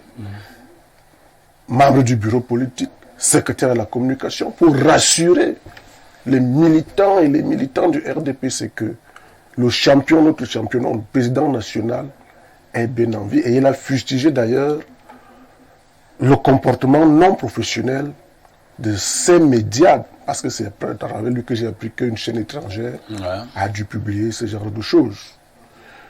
Grégoire Ouona a presque maudit ceux qui souhaitent la mort de Paul Biya, parce que à un certain niveau, on ne souhaite pas la mort de l'autre.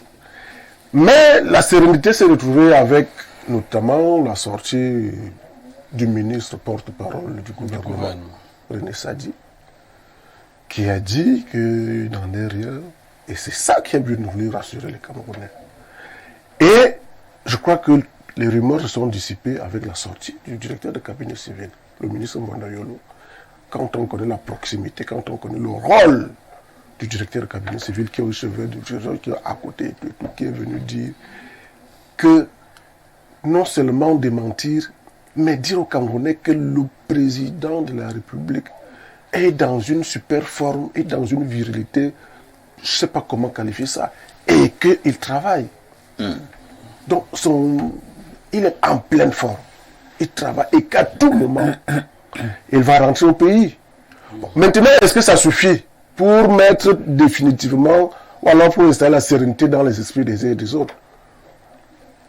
Et il y a aussi des Thomas, comme Blériot, qui vous diront que... Comment tu sais que Blériot, pour le si je ne vois pas le président Ansimalé de retour, tu parles au nom de Blériot? C'est une façon de dire qu'il y a des Thomas. Le prénom de la Bible, on m'a donné celui de Pierre. Donc, il y a des Thomas qui croient qu'il faut que le président rentre effectivement. Ils n'ont pas aussi tort. Mais tout dépend du lien qu'on a avec le chef de l'État. Mais je crois que toutes ces sorties-là viennent rassurer tout le monde. C'est compris. Je passe donc justement la parole à Pierre Blériot. Pierre Blériot, nous allons faire une petite parenthèse avant de revenir dans la profondeur de l'analyse. Alors, toutes ces sorties des membres du gouvernement, le ministre d'État Jacques Famendongo, le ministre Grégoire Ouona, le ministre directeur du cabinet civil, le ministre de la communication porte-parole du gouvernement. Est-ce que c'est pas comme aussi une petite cacophonie pour dire presque la même chose? Est-ce qu'un seul communiqué n'aurait pas suffi? Non, mais on a eu l'impression hier, avec ce bal de communiqué, que chacun devait se justifier très vite. Parce qu'il y a des messages un peu vicieux qui ont circulé sur les réseaux sociaux. Il y a un message particulièrement vicieux qui disait pourquoi c'est toujours les gens de la communauté qui tuent le président. Vous comprenez? Donc, il était dit que tous les ministres d'abord de la communauté devaient se prononcer.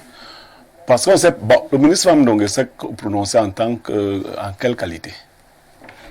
Secrétaire national à la communication du RDPC en tant que et militant membre du RDPC. bureau politique. D'accord.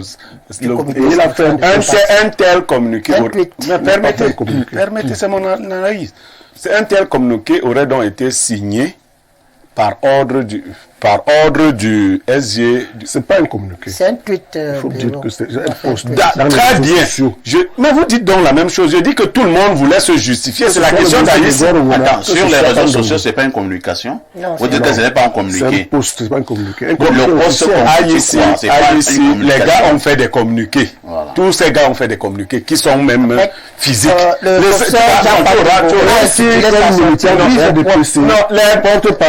intitulés ne changent rien. Un communiqué peut être une mise au point.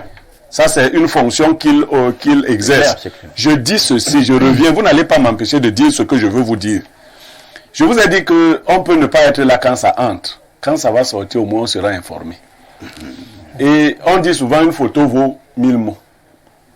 Aujourd'hui, dans les réseaux sociaux, on dit une vidéo dépasse des paroles.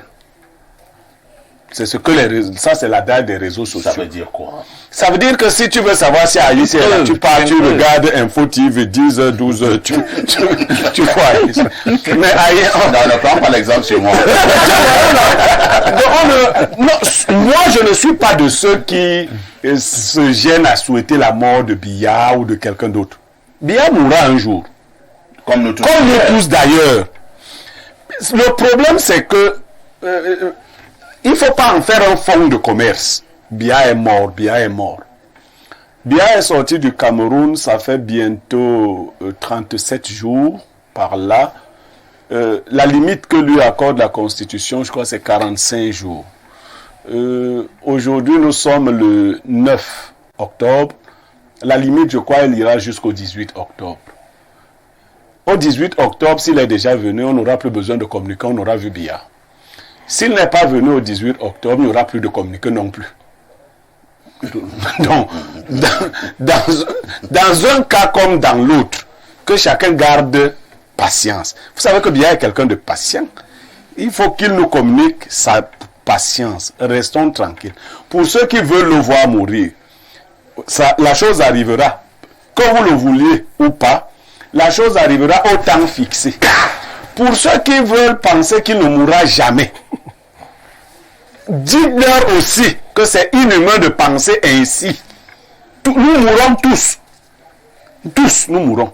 Donc, moi je pense que le Cameroun, à travers cet événement qui est en train de se produire, doit se questionner. Au lieu de faire des faux fuyants, moi je ne pense pas que Biya soit mort. Je pense qu'il est vivant quelque part. Mais comme il mourra un jour, et comme cela nous fait paniquer tous les jours, il ne faudrait donc pas qu'on ait de tels scénarios. Parce que le scénario qui se dessine là n'est pas beau. Si Biya venait à disparaître maintenant, c'est comme si rien n'est prêt là. Comment ça, rien n'est prêt? La Constitution dit quoi? A prévu en cas de vacances. Même en vacances. Moi, je veux anticiper. La Constitution prévoit en cas de vacances. En cas de vacances, en cas de vacances, c'est le président du Sénat qui assurera l'intérim et organisera. Mais lui-même est en vacances déjà. Pour l'instant, M. Nyad Njifendi, le président du Sénat, est là. Il est où? Et il travaille derrière. Non, Nyad n'est pas là. Il est où? Nyad n'est pas là comment? Non, il n'est pas là. Donc, je dis que... En cas d'empêchement du président du Sénat, le vice-président, le premier vice-président est là. Place. Ainsi de suite. Et au moins 4 vice-présidents. Je crois que, effectivement, vos affaires que vous êtes en train de dire là, avec les verbes, qu'en cas de ceci, en cas de cela, nous vous disons que ce n'est pas beau. Et les Camerounais montrent à la fois, si les uns croient détester Biya, les autres montrent de la préoccupation. Quelqu'un nous a répondu l'autre jour qu'on n'avait pas à savoir où est Biya, c'est pas sérieux. On a à savoir où il est, c'est notre chef d'État. D'accord? Il est où? On nous a dit qu'il est à Genève. C'est ce que les communiqués ont dit de manière... Notamment le communiqué du directeur du cabinet civil. Qui nous a dit clairement qu'il est à Genève. En super fond. Bon, maintenant, et ça aussi, le RDP, c'est un provoquer les gens. C'est une extrapolation dans la communication. Nous n'allons Biya ne peut pas être en super forme. Non. Biya ne peut pas. Nous n'allons pas analyser. Attends, tu nous as demandé de parler de quoi? Non. Le communiqué qui ajoute qu'il est en super forme. Oui. Je dis parfait. Les extrapolations dans le langage mène d'autres débats. Si on te dit que ton anniversaire c'est demain, tu dis oui, mon anniversaire c'est demain, tu te tais. Mais si tu dis mon anniversaire c'est demain, mais ma mère avait d'abord fait ceci sur mon acte de... C'est toi qui crée les choses. Donc, dire qu'un type qui a presque 95 ans est en super forme, c'est une extrapolation. Nous allons passer la parole à Thierry Djoussi.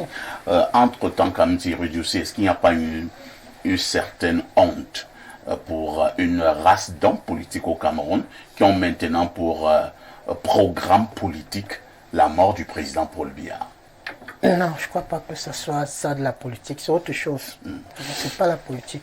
Et en fait, au sujet du délai autorisé au président de la République à rester hors du pays, je crois que j'ai eu un débat là-dessus avec des amis et on a regardé ensemble dans la Constitution et on n'a pas trouvé cette disposition qui dit que le président ne doit pas excéder 44 jours hors du pays. Comment ça?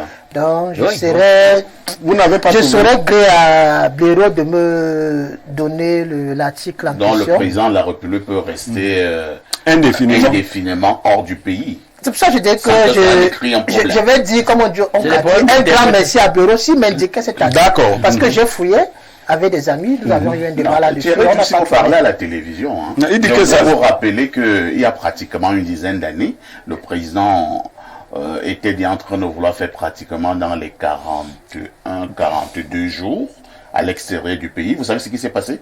Le président est revenu au Cameroun, il a fait 2 jours au pays et il a à nouveau repris l'avion. Vous vous rappelez quand même de... Non, je me rappelle, c'est là que je demande l'article. Parce que moi j'ai cherché, peut-être que j'ai mal fouillé. Je suis un humain et je suis... De toute façon, certainement, que j'ai mal fouillé, on va nous indiquer tout à l'heure. D'avoir l'article en question, l'article constitutionnel, bien évidemment. Donc, je disais que quand on est président de la République, on ne s'appartient pas. On ne mesure pas le poids de cette phrase. Mais ces derniers jours, j'ai eu à discuter avec un investisseur. Investisseur, c'est celui qui met son argent quelque part. C'est celui qui prend les risques. Il m'a dit, comme tu vois, j'ai l'intention de faire quelque chose. Il m'a donné le nom de l'investissement qu'il comptait réaliser. Il m'a dit, je ne le fais pas parce que depuis un certain temps, je lis des choses sur les réseaux sociaux. J'apprends sur les réseaux sociaux que le président est gravement malade. Et moi, lui demander quel est le lien entre ce que tu lis sur les réseaux sociaux concernant la gravité de la maladie du président et ton investissement. Il me dit, tu sais, l'investissement que je vais réaliser là, c'est pas rien. C'est des centaines de millions. C'est beaucoup d'argent. Et je suis même en train de vouloir prendre un crédit à la banque pour réaliser ce projet dans son ensemble. Donc, on ne peut pas faire un investissement pareil dans un environnement où ce type de rumeurs circule. Voilà. Le poids de la phrase, le président ne s'appartient plus. Quand on est chef de l'État, on est responsable du destin des gens. Et on est même également capable d'influencer le choix des personnes qui ne sont pas politiciens. Là, il s'agit d'un investisseur, d'un opérateur économique. Donc c'est pour ça qu'il faut que ceux qui nous dirigent puissent comprendre. C'est vrai, le président est arrivé au pouvoir dans les années 80.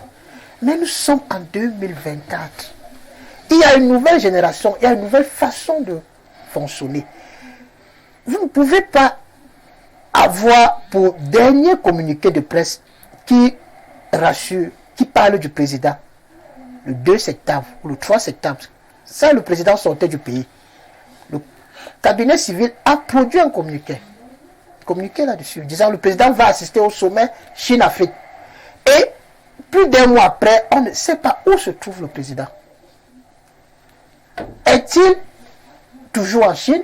En fait, Thierry Djoussi, il faut dire que nous avons lancé ce débat dimanche sur ce plateau à libre expression, quand je posais des questions au professeur Mathias Eric Ronangini, pour savoir où se trouvait le président, qu'est-ce qu'il fait, ainsi de suite. Bon, je pense que maintenant, la réponse est venue de l'une des voix les plus autorisées, le ministre directeur du cabinet civil, qui nous a dit que le président est à Genève et qu'il travaille. Moi, je pense que... Est-ce qu'il a répondu à la préoccupation des Camerounais? Je pense qu'on aurait pu faire l'économie de ces frayeurs. Parce que je parle de frayeurs.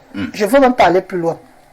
Vous savez, lorsque ces rumeurs ont commencé à enfler, là je me rappelle en 2004, c'est vrai, j'étais un peu beaucoup plus jeune, mais il me souvient à l'époque en 2004, c'était le 9 juin 2004, peut-être que la période coïncidait avec les vacances. Mais j'ai vu, puisque à cette époque j'étais à Douala, j'ai vu des gens partir de Douala pour leur village. Parce qu'ils avaient appris que le président est mort. Entre-temps, c'est que vous êtes en train de dire. Attendez, Thierry, je vous relance ce que vous venez de dire. Vous dites que à cette époque, à Douala, en 2004, lorsqu'il y a eu cette forte rumeur faisant état de la mort du président, vous avez vu des gens partir de Douala pour leur village en fuyant, c'est ça? Ils fuyaient. Oui. Alors, en République, lorsqu'on a de telles frayeurs, parce qu'on a appris que le président de la République est mort, est-ce que ça n'expose pas une certaine légèreté pour ce qui est de la République? Effectivement, parce que pour beaucoup de citoyens, Paul Biya est la seule personne capable d'assurer la stabilité.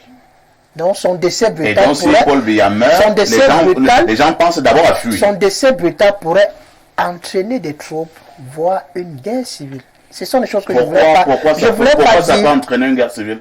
Alors que la Constitution a prévu le cadre normatif pour ce qui est de l'alternance en cas de vacances à la tête de l'État. Bonne question, mais il y a d'un côté ce que prévoit la Constitution et de l'autre la réalité. Et c'est cette réalité-là que j'invite ceux qui nous dirigent à prendre en compte. La réalité est consignée. Parce que la réalité, c'est que au Cameroun... Thierry, ta réalité est écrite où? Je parle de la réalité des gens qui sont au quotidien avec nous. Vous les avez où? Ces gens-là sont constitutionnels.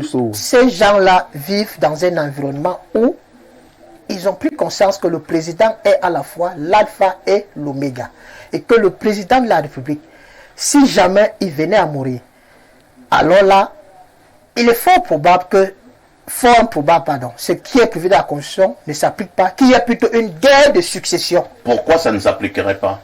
Là, il faut interroger ces gens avec qui je crois. Vous êtes non, je suis en train de des imaginations. Non, je ne suis pas dans des imaginations. Je suis dans la réalité au quotidien. Il y a beaucoup de Camerounais. Ils sont pas prêts à leurs élections. Pas ma réalité, puisque moi, je suis dans un environnement. Et moi, je te dis de ce qui est écrit dans la Constitution. Toi, tu me parles d'une réalité. La réalité, là, est où? Je dis ceci. Il y a des Camerounais qui redoutent l'après-Biya. Parce que cet après-Biya donnera lieu à d'âpres compétitions, parfois guerrières, pour la succession. Vous lisez dans une boule de cristal. Seigneur, l'après-Biya ne laisse pas alors un que je ne vide. suis pas un marabout. L'après-Biya ne laisse pas un vide. C'est ce qu'il faut dire à tes gens. C'est-à-dire que si ces gens sont qui? Dès que le Conseil constitutionnel proclame la vacance, le président du Sénat, si celui-ci est en difficulté, le premier vice-président, ainsi de suite, prend la relève pour gérer pendant un temps où il a appelé à organiser les élections conformément à la loi. Ces gens-là doivent savoir qu'ils auront la possibilité d'aller aux élections présidentielles dans un délai de 90 jours ou 120 jours pour que les nouvelles élections soient organisées. Maximum. Voilà. 80 jours. Et le président qui sortira de là va diriger le pays. C'est ce que ces gens-là doivent savoir. Donc il n'y aura pas un temps vide. Et voilà pour dire que le pays va sombrer dans le chaos. Non. Nous sommes un pays, nous sommes une république qui fonctionne sur la base d'une constitution et des lois. Qui viendrait donc violer ces lois-là pour dire que comme Biya est mort, alors là nous pouvons faire ce que nous voulons? Non. Les institutions fortes, c'est aussi ce dispositif-là. Il faut apprendre à ces gens-là que ceux qui voudraient être président doivent se préparer à faire des élections le moment venu. Très bien. Ces gens-là ne sont pas des politiciens. Et j'aimerais dire pour finir, ils sont parfois ici avec ta permission. Quand on dirige les gens, il faut tenir compte de ce qu'ils pensent. Et il faut faire preuve d'anticipation. Ce communiqué que nous avions lu hier, le communiqué du ministre de la Communication, il aurait pu sortir ce communiqué depuis longtemps. Et là, il aurait rassuré beaucoup de Camerounais parce qu'il me souvient que ça fait plusieurs semaines que nous lisons sur les réseaux sociaux des vertes et des pas mûres sur la santé du chef de l'État. C'est compris. Alain Douk, nous sommes donc déjà au même niveau d'information avec ces communiqués, ces sorties sur le plan gouvernemental concernant la forte rumeur sur le président de la République du Cameroun, son Excellence Paul Biya. Est-ce que nous devons nous dire que cette fois-ci, nous sommes rassurés, tout est revenu dans l'ordre? Vous saviez, moi, sur le sujet, je sais pas moi, est-ce que, pour moi, il n'y a pas sujet à se prendre la tête? Absolument pas. Alors, tout à l'heure, là, Thierry, on peut lui en vouloir, mais il essaie simplement de communiquer la psyché d'un certain nombre de citoyens dans une république qui, ma foi, n'a pas encore de véritable fondement, où on a tout construit sur une espèce de culte de la personnalité. Est-ce qu'ailleurs, prenez cet opérateur économique, si on apprend que, je sais pas moi, Macron, ou je sais pas moi, qui viendrait à trépasser, il n'est pas là, est-ce que ça impacte foncièrement sur les marchés, sur un investissement et tout? On sait qu'il y a une continuité. Donc on a il y a un construit de démiurge autour de la personne du président de la République, Paul Biya, au bout de 42 ans, que finalement, on a même l'impression qu'à l'intérieur de son parti, les gens construisent ce que j'appelle des spin operations, c'est-à-dire des opérations de propagande qui peuvent servir. Ils ont vu comment, et l'aîné monsieur le disait, comment ça a servi en 2004, sa cote de popularité. Peut-être qu'on s'est dit, pourquoi ne pas remettre ça? Comme disait tout à l'heure une des grandes unes, je pense que c'était Mutation. Est-ce qu'on ne fait pas la saison 2 de cette histoire? C'est-à-dire que le monsieur, il a eu un petit souci de santé, tout est déjà réglé. Mais maintenant, on va triturer sur la corde de cette histoire liée à son absence, est-ce qu'il est en forme, etc., pour voir ce que ça peut produire politiquement. Ça peut apporter dans la communication politique, d'autant plus que nous sommes à une échéance électorale qui se rapproche. Vous voyez un tout petit peu. Mais je trouve qu'il y a pour moi, dans mon analyse, un vice communicationnel. Dans une république sérieuse, quand les entités responsables, tant au niveau du parti que du gouvernement, font bien leur travail, on devrait savoir, minute by minute, day after day, ce que fait le président de la République, ce qui se passe avec lui, ce qu'il en retourne. Je ne peux pas comprendre comment, après le forum sino, de la coopération sino-africaine, on en a terminé, le président n'a pas assisté à l'Assemblée générale des Nations unies. Le grand mess que constitue Est-ce qu'il était obligé d'assister à la francophonie? Il n'est pas obligé, mais la plupart du temps... Son gouvernement a l'obligation de former les Camerounais. Ils doivent quand même, surtout qu'il était attendu avec et même la position du chef de l'État. Est-ce que le gouvernement est obligé de dire au Cameroun que nos présidents n'ont pas la francophonie? Parfait, tu fais semblant. Parfait, tu fais semblant. C'est un rituel. Parfait. Le président doit toujours non, parfait. Tu fais ce que certaines personnes aiment faire. C'est-à-dire que tu tiens compte de la dernière partie de ce que j'ai dit sans tenir compte de comment j'ai commencé. J'ai bien dit ici que si on est sérieux, on ne peut pas rester une journée sans qu'on nous dise exactement ce que le président a fait de sa journée. C'est un agent de l'État. Et il occupe une fonction hautement régalienne. Même en France, ça se passe comme ça. C'est-à-dire que tous les jours... Même Macron fait des communiqués presque tout le temps. Tous les jours, il vous dit ce qu'il a fait. Allez au jardin. Non, pas le sport. Pas fait comme ça quand même. On parle des fonctions. Des fonctions liées à son magistère présidentiel. Si vous voulez connaître l'agenda du président Macron ou du président Biden, allez sur le site de l'Élysée et de la Maison Blanche. Où on vous dit que on communique, non, son agenda. Non, ce n'est pas ça. Après, il a l'autre. Non, il va nous dire quand même que pour cette journée, il s'est passé cette cérémonie. Le jour d'après sera ici, etc. Donc l'agenda, c'est prêt. Sur le site de l'Élysée. Effectivement, vous avez dit que le président était allé au sommet Chine-Afrique. Qui s'est tenu le 4 au 5 septembre. Est-ce qu'il y a un communiqué vrai ou faux? Le sommet s'est achevé. Répondez à la Qu'est-ce qu'on fait après le 2 septembre? On va doucement. Est-ce qu'il y a eu un communiqué disant que le président a assisté au sommet Afrique-Chine? Après le sommet, il y a eu un communiqué. Le vide communicationnel, ça fait ça.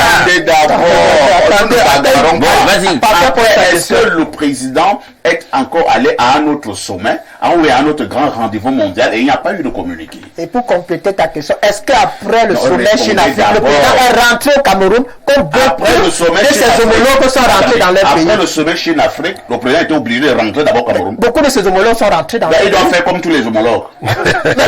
S'il est donc resté, que ça fait l'objet d'un autre communiqué parce que le sommet. Non, c'est de non communiqué pour dire que non, le président n'est pas rentré, il est resté. Puisque quand il part, on a fait un communiqué.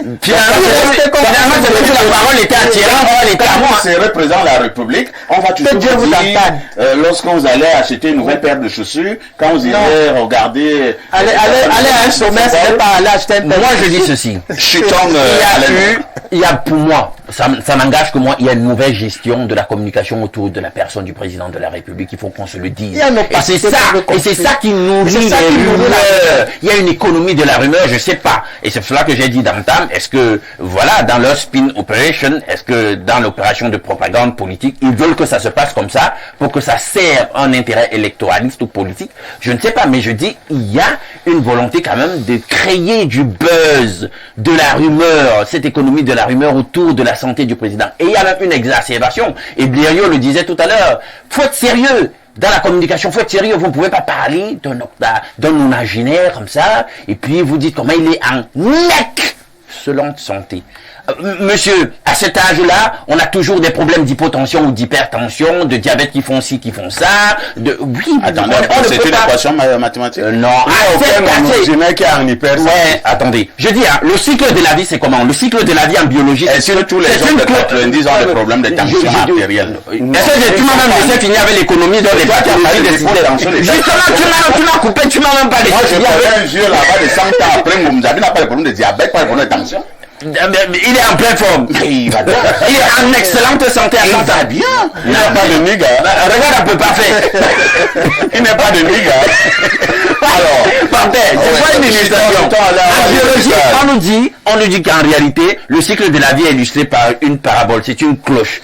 Et vous savez, on commence ici à la naissance, ici au début. Hein, vous croissez, puis ça va saturer là, un certain âge, puis vous commencez à décliner, puis la mort. Donc vous voyez, il y a le parallèle, la naissance-mort. Donc, lorsque vous vieillissez, là, il y a un niveau où, dans la parabole, vous n'êtes plus différent d'un enfant. Vous n'allez pas venir me dire qu'un nonagénaire, on doit passer le temps à dire que, la santé, c'est même un continuum. On prend tout en compte. Mentalement, même si physiquement, ça a l'air d'être ça. Est-ce que mentalement, c'est ça? Hein? Puisque là, il revient là, à l'étape de l'enfance et nous savons comment l'enfant raisonne, etc. Donc, on peut pas dire qu'il est en train de sortir du débat. Hein. Bon, d'accord. Peut-être le débat portait clairement sur la rumeur autour du président de la République. Maintenant, vous parlez déjà d'autres choses. Lisons rapidement quelques messages. Bonjour à vous les génies, spécialement à toi, le prince aimé du journalisme. Parfait. Ici, mort ou pas, vous croyez vraiment qu'il y a une différence? Je ne veux pas aller la suite, hein. Wilfried de Bercaille.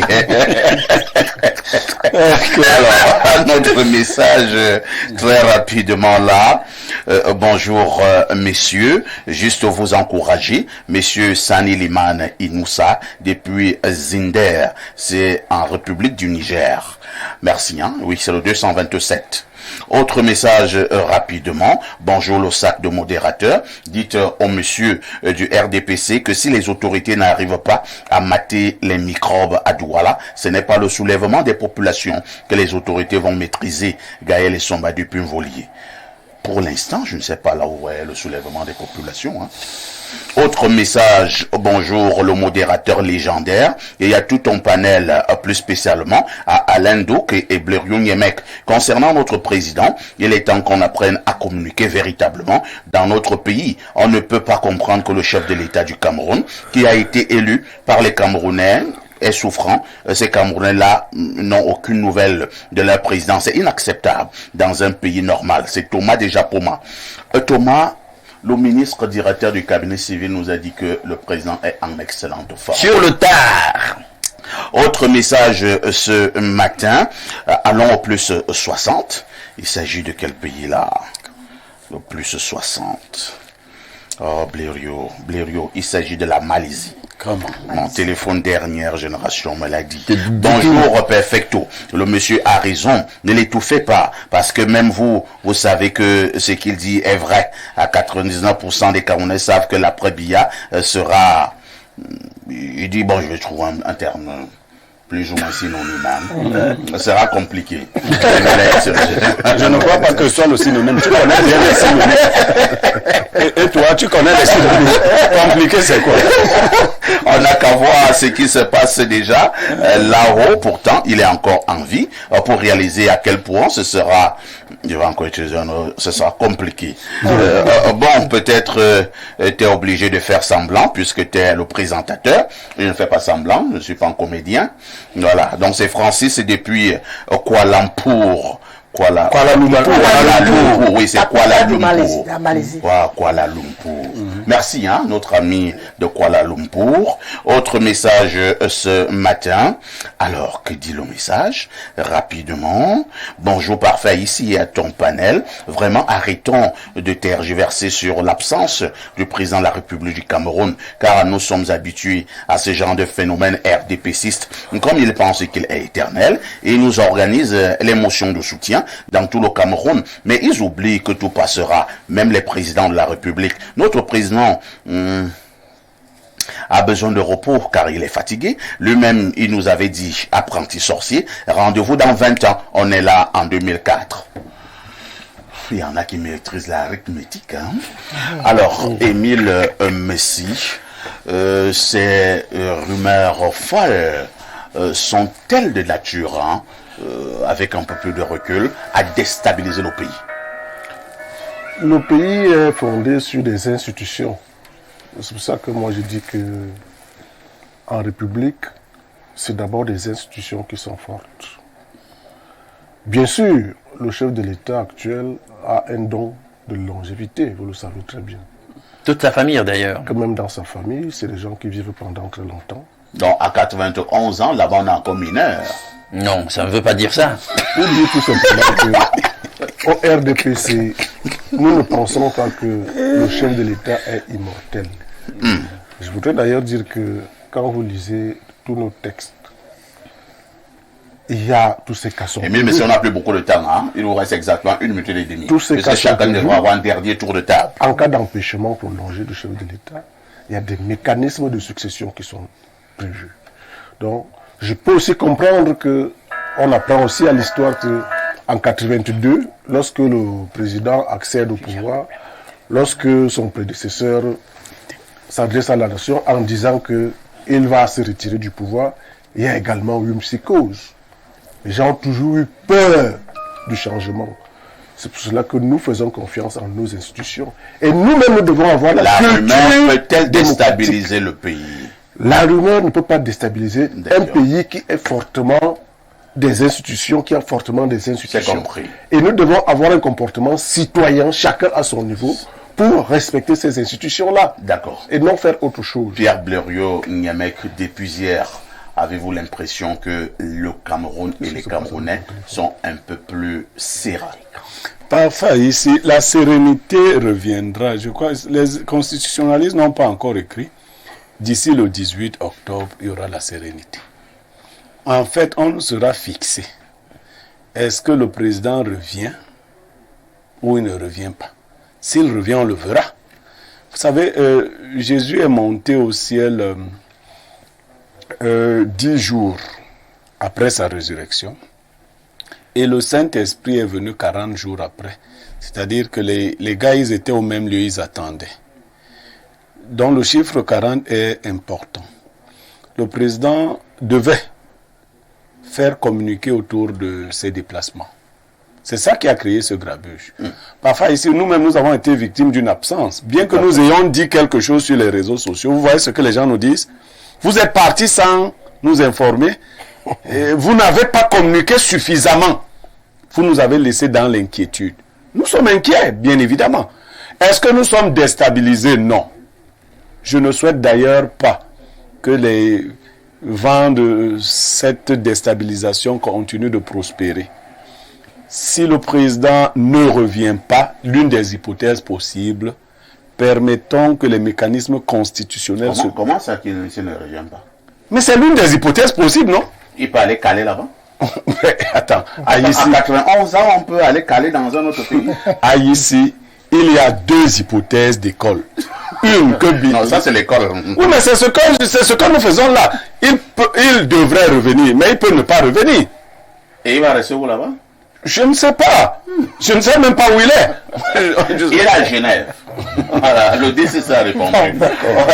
Pour finir, je voudrais rappeler cette dernière déclaration du président de la République. Je crois qu'il répondait à un journaliste de France 24. Il disait qu'en 2025, vous saurez si je me représente ou je rentre dans mon village. Donc, pour dire que le président, il est peut-être encore sur le point de rempiler ou bien de rentrer dans son village. Mais il faut que nous apprenions à tirer les leçons.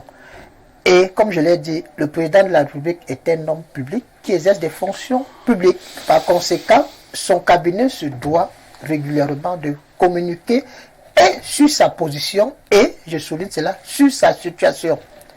Parce que le président de la République, c'est un être humain, il peut tomber malade.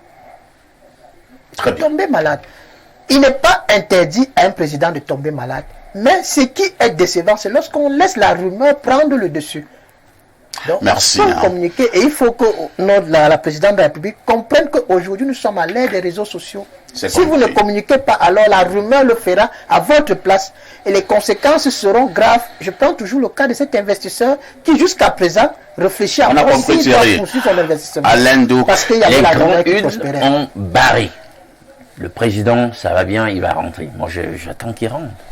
C'est tout. Donc c'est ça ton problème. Non, c'est tout, on attend. Puisque tout le reste, c'est les conjectures. Quand une on dit quelque chose, c'est les justement, parce que la vérité, justement, écrasée là, elle finira par se redresser. Est-ce que vous avez l'impression qu'on a écrasé une vérité? Si on ne sait pas, je veux croire qu'on a tenu le langage de la vérité. Malgré cette kyrielle de communiquer et de vous restez toujours non, ce que je veux dire, c'est que nous sommes dans le champ politique et je sais que la politique est indissociable de la propagande. Donc, je ne veux pas me mettre maintenant à... On ne va pas refaire le débat. Voilà, à douter de tout. Je dis, j'attends, donc, puisqu'on a dit qu'il va bien, j'attends qu'il revienne au pays, c'est tout. De toutes les façons, il faut apprendre à faire confiance au gouvernement de la République qui communique en temps officiel. Hein. Et voilà pourquoi nous allons donc dire merci ce matin à Émile Messi du RDPC, qui a valablement représenté son parti politique et qui nous a encore rassurés. Merci également à Alain Douk, malgré son pessimisme et son scepticisme. Merci à Pierre Blériot qui est également avec nous et qui sera toujours avec nous. Alain Joussi a prôné la force communicationnelle ce matin en disant que le cabinet du président Paul-Biya doit beaucoup plus communiquer pour rassurer. En ce qui me concerne, tout ce que je vais vous dire, c'est que ne ratez pas la rediffusion ce soir. Ce sera à partir de 22h30. Une question avec tout ceci. Que faites-vous encore ailleurs?